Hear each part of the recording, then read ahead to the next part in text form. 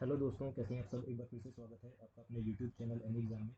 आज की इस वीडियो में हम चंडीगढ़ हाई कोर्ट की जो 157 वैकेंसीज आउट हुई है उसके लिए जीके का इंपॉर्टेंट क्वेश्चंस पार्ट 2 देखेंगे। प्रीवियस ईयर के क्वेश्चंस को अटेम्प्ट करेंगे पहले, उसके बाद फिर नए क्वेश्चंस पे जाने वाले हैं। तो वीडियो को एंड तक जरूर देखिएगा, और अगर आपको वीडियो पसंद आए तो इसे लाइक कीजिएगा, शेयर कीजिएगा और चैनल को सब्सक्राइब कर दीजिएगा इसी तरह की और वीडियोज़ के लिए। तो चलिए बढ़ते हैं, देखते हैं पार्ट 2 के इंपॉर्टेंट क्वेश्चन को। तो सबसे पहला क्वेश्चन है आपके पास, कह रहे हैं कि which city of Punjab is famous for furniture goods. तो फर्नीचर के लिए पंजाब की कौन सी सिटी जो है वो फेमस है? तो इसका सही आंसर क्या हो जाएगा? Option number C, Kartarpur. तो करतारपुर जो है वो पंजाब के लिए फेमस है, ऑप्शन नंबर सी करेक्ट हो जाएगा। आगे बात करते हैं कि who is the first Indian tennis player to win boys Australian Open junior title. ठीक है ना, पहला इंडियन टेनिस प्लेयर बताना है जिसने जीता था क्या? To win boys Australian Open junior title जीता था। तो इसका सही आंसर क्या हो जाएगा? 27 का सही आंसर हो जाएगा ऑप्शन नंबर थर्ड, यानी कि यूकी बम्बरी, भाम्बरी। ठीक है ना, ऑप्शन नंबर थर्ड इसका करेक्ट हो जाएगा, यूकी भाम्बरी। यानी कि ये इंडिया के फर्स्ट टेनिस प्लेयर थे, फर्स्ट इंडियन टेनिस प्लेयर हैं जिन्होंने boys Australian Open junior title जीता है। आगे बात करते हैं, which Indian IT expert started web based email services Hotmail in 1996। कौन से इंडियन आईटी एक्सपर्ट थे जिन्होंने web based email service Hotmail start किया था 1996 में? तो 28 का सही आंसर क्या हो जाएगा? Option number A, Sabeer Bhatia. तो Sabeer Bhatia first Indian IT expert थे वेब जिन्होंने हॉटमेल सर्विस स्टार्ट करी थी 1996 में। कौन? Sabeer Bhatia. Option number A correct हो जाएगा। नेक्स्ट क्वेश्चन पे आते हैं कि what which is the principal ore of mercury. Mercury का प्रिंसिपल और क्या है? तो इसका सही आंसर क्या हो जाएगा? मर्क्यूरी का सिंपल और हो जाएगा option number C, cinnabar. Cinnabar is the principal ore of mercury. आगे बात करते हैं कि who was the first Jain tirthankar. First Jain तीर्थंकर कौन थे? तो फर्स्ट जैन तीर्थंकर कौन थे? ऑप्शन नंबर ए करेक्ट हो जाएगा, ये थे Rishabh Dev. Rishabh Dev was the first Jain तीर्थंकर थे, ऑप्शन नंबर ए करेक्ट हो जाएगा। नेक्स्ट क्वेश्चन पे आते हैं, कह रहे हैं कि who directed 8 Oscar award winning film slum dog millionaires. तो 8 ऑस्कर जिसको मिले थे स्लम डॉग मिलीनियर्स, उसको किसने डायरेक्ट किया था? ठीक है ना, इसका सही आंसर क्या हो जाएगा? 31 का सही आंसर हो जाएगा ऑप्शन नंबर ए। तो उसको डायरेक्ट करने वाले डायरेक्टर का नाम था कौन? Danny Boyle. ठीक है ना, डैनी बॉयल। जिस स्लम डॉग मिलीनियर्स जो फिल्म थी जिसको 8 ऑस्कर मिले थे, ऑप्शन नंबर ए इसका करेक्ट हो जाएगा। नेक्स्ट क्वेश्चन पे आता है, कहता है कि who coined the name Pakistan. ठीक है ना, पाकिस्तान का नाम जो था वो किसने दिया था? तो who coined the name Pakistan. तो इसका सही आंसर क्या हो जाएगा? ऑप्शन नंबर डी, यानी कि चौधरी रहमत अली। चौधरी रहमत अली ने पाकिस्तान नाम दिया था, ऑप्शन नंबर डी इसका करेक्ट हो जाएगा। ठीक है ना, Chaudhary Rahmat Ali coined the name Pakistan. Next question पे आते हैं कि which scientist is known as the father of the green revolution in India. हरित क्रांति के पिता किसे बोला जाता है? कि who is known as the father of the green revolution in India. तो 33 का सही आंसर क्या हो जाएगा? इसका सही हो जाएगा option number second, M S Swaminathan. M S Swaminathan को फादर ऑफ ग्रीन रेवोल्यूशन बोला जाता है, ऑप्शन नंबर डी बी इसका करेक्ट हो जाएगा। नेक्स्ट क्वेश्चन पे आते हैं, कह रहे हैं कि liberty equality and fraternity was the motto of which revolution. तो लिबर्टी इक्वलिटी एंड फ्रेटर्निटी ये किस रेवोल्यूशन का जो है मोटो था? तो इसका सही आंसर क्या हो जाएगा? 34 का हो जाएगा ऑप्शन नंबर डी, ये फ्रेंच रेवोल्यूशन का मोटो था। ठीक है ना, French revolution, option number D correct हो जाएगा। तो equality, liberty and fraternity was the motto of French revolution. आगे बात करते हैं कि which conqueror was born in Macedonia यानी कि Europe, died in Babylon Asia and buried in Alexandria यानी कि अफ्रीका।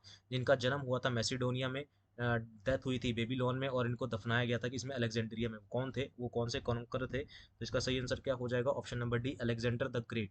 तो अलेक्जेंडर द ग्रेट यानी कि ऑप्शन नंबर डी करेक्ट हो जाएगा। इनका जो जन्म था वो मैसिडोनिया में हुआ था, डेथ हुई थी बेबीलोन में, इनको दफनाया गया था अलेक्जेंड्रिया में दफनाया गया था। Who among the following is considered as the father of mobile phone. तो मोबाइल फ़ोन के पिता यानी कि फादर किसे बोला जाता है?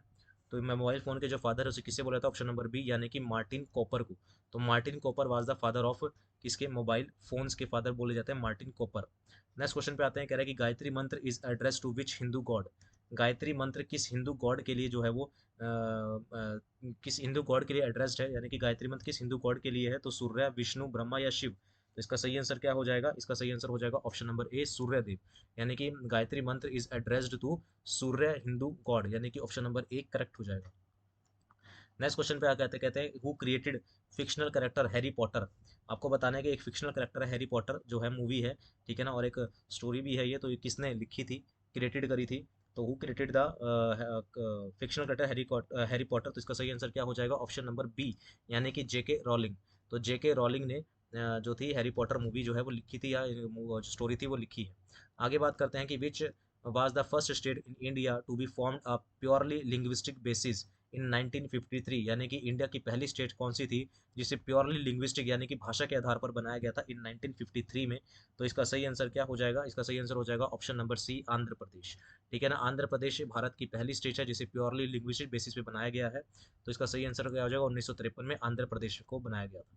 क्वेश्चन नंबर 14 पे आते हैं, कहता है कि union territory the union territory of Andaman and Nicobar island is under the jurisdiction of which court. तो अंडमान एंड निकोबार जो आइलैंड है उसकी जो जुरिडिक्शन है वो किस हाई कोर्ट के अंडर आती है। तो 40th का सही आंसर क्या हो जाएगा, ऑप्शन नंबर सी, यानी कि कोलकाता हाई कोर्ट। तो the union territory of Andaman and Nicobar island is under the jurisdiction of Kolkata high court. Option number C इसका करेक्ट हो जाएगा।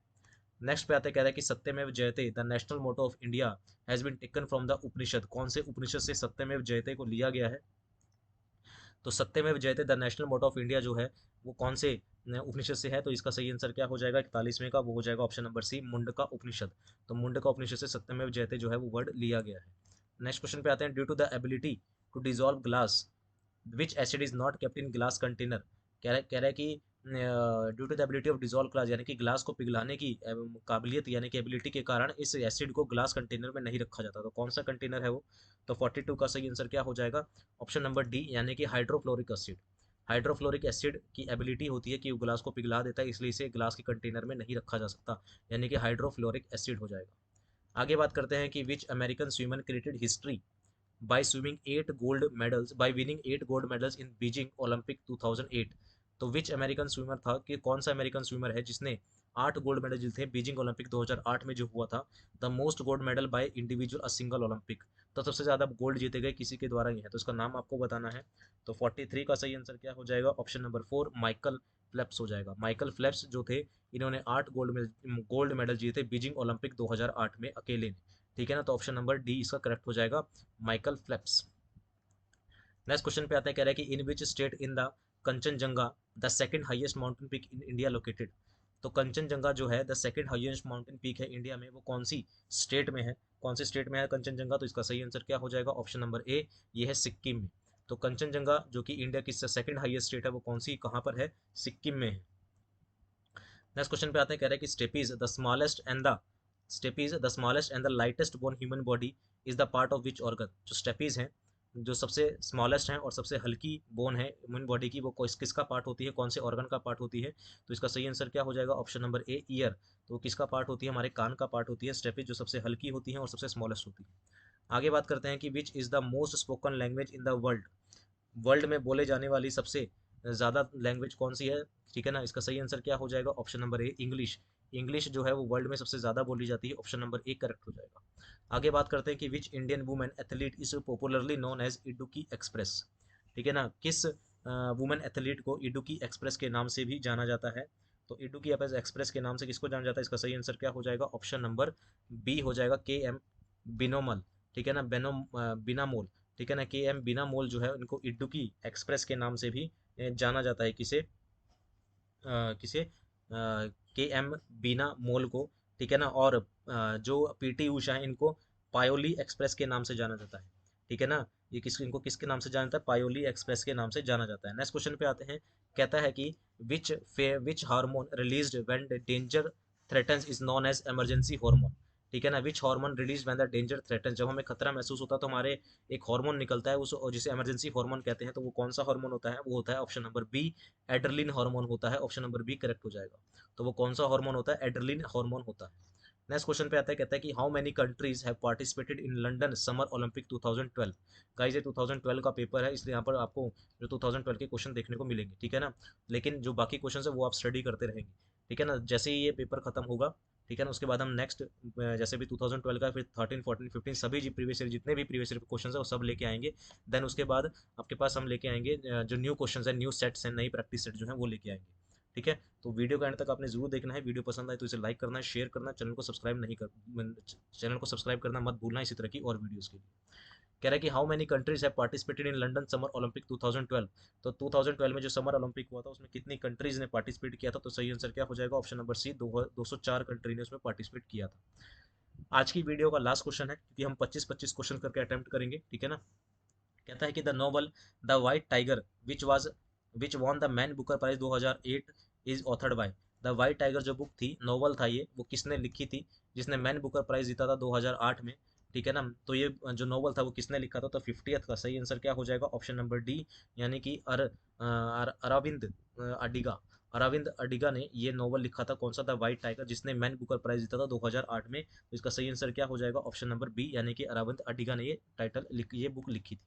ठीक है गाइस, तो ये थे आज की वीडियो के 25 इंपॉर्टेंट क्वेश्चंस। लास्ट वीडियो हमने 25 करे थे, तो ये सेकंड पार्ट था प्रीवियस ईयर क्वेश्चंस का, ठीक है ना। इसी तरह से हम और क्वेश्चंस आपके लिए लाते रहेंगे। तो वीडियो पसंद आए, ठीक है ना, और बेहतरीन प्रिपरेशन के चैनल को सब्सक्राइब करना मत भूलिएगा। तो इसी तरह की और वीडियोज़ के लिए और अच्छी प्रिपरेशन के लिए चंडीगढ़ हाउसिंग बोर्ड की प्रिपरेशन भी हम करवा रहे हैं। इसी तरह से हम पंजाब हरियाणा हाई कोर्ट की जो वैकेंसीज लिखनी है 157, उसकी प्रिपरेशन भी हम आपको करवाएंगे। तो वीडियो को अंत तक आपने जरूर देखना है, सभी वीडियोज़ को देखना है और चैनल को सब्सक्राइब करना नहीं भूलना है। अभी के लिए इतना ही रखते हैं। Thank you very much.